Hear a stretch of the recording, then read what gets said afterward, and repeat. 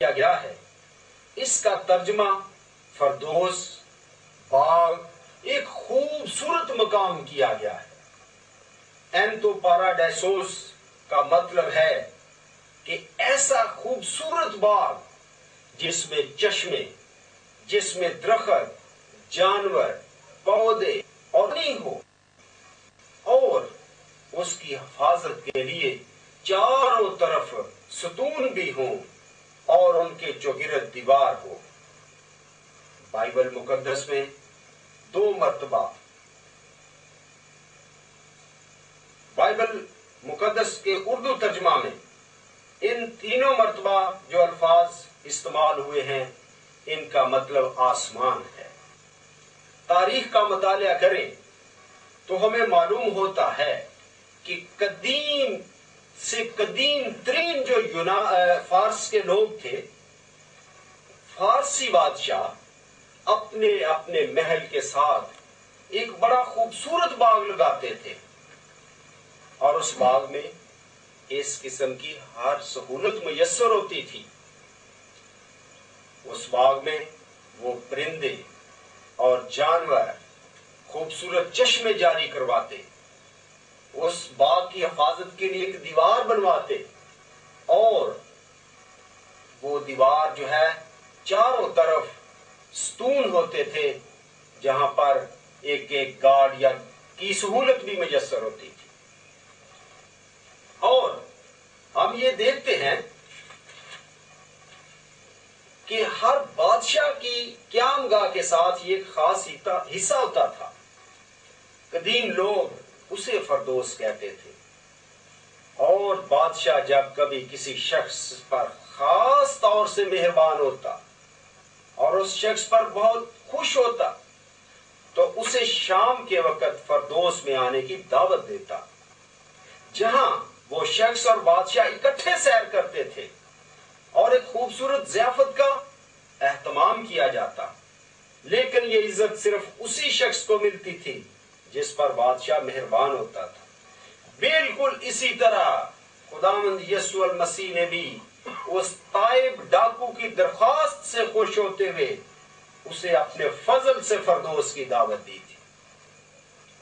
یہودی بھی اس بات پر ایمان رکھتے ہیں کہ جس جگہ ایمانداروں کی روحیں قیامت تک سکونت کرتی ہیں، اس کی کنجیاں صرف مسیح موعود کے پاس ہیں، اور ہم مسیحی بھی اس بات پر یقین رکھتے ہیں، اس لیے کہ عالم میں لکھا ہے کہ عالم روا کی کنجیاں میرے پاس ہیں۔ یہ یسوع المسیح کا بیان ہے۔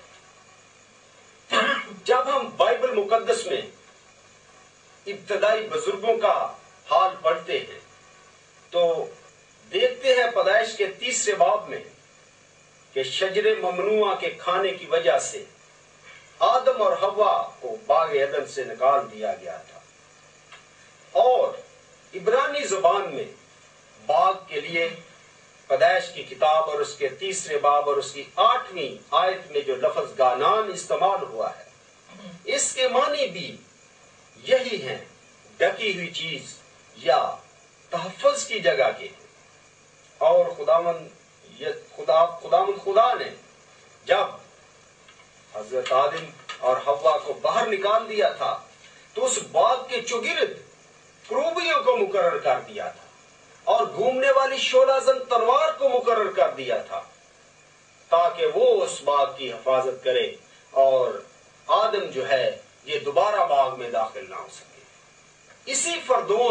اسی قسم کی فردوس کی تصویر کو خداوند یسوع المسیح نے اس ڈاکو کے سامنے رکھ دیا تھا۔ اس کلمے کے وسیلے سے ہم 3 باتیں سیکھتے ہیں۔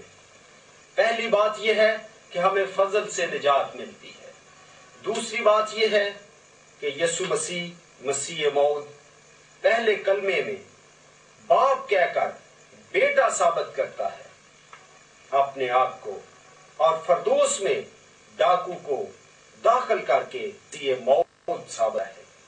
تیسری بات، ایمانداروں کی ابدیت کے بارے میں حوصلہ اور ہمارا بڑھ جاتا ہے، اپنی خدا یسوع مسیح کے ساتھ ابد تک رہیں۔ ایماندار لوگ اپنی ابدی زندگی جو ہے وہ خداوند یسوع المسیح کی حضوری میں گزاریں گے۔ اس خوبصورت مقام کو حاصل کرنے کے لیے ہم کیسے وہاں پہنچ سکتے ہیں؟ خداوند یسوع المسیح کو صرف اور صرف اپنا شخصی نجات دہندہ قبول کر لیں، کیونکہ وہی فردوس کا مالک ہے۔ جیسے ڈاکو نے یسوع المسیح کو نجات دہندہ مان کر فردوس میں داخل ہو گیا، تو ہم بھی یسوع المسیح کو نجات دہندہ مان کر ہی فردوس میں یسوع المسیح کے ساتھ رہ سکتے ہیں، داخل ہو سکتے ہیں، ان ابدی مکانوں میں داخل ہو سکتے ہیں جن کا وعدہ یسوع المسیح نے کیا تھا کہ میرے باپ کے گھر میں بہت سے مکان ہیں، میں جاتا ہوں کہ جگہ تیار کر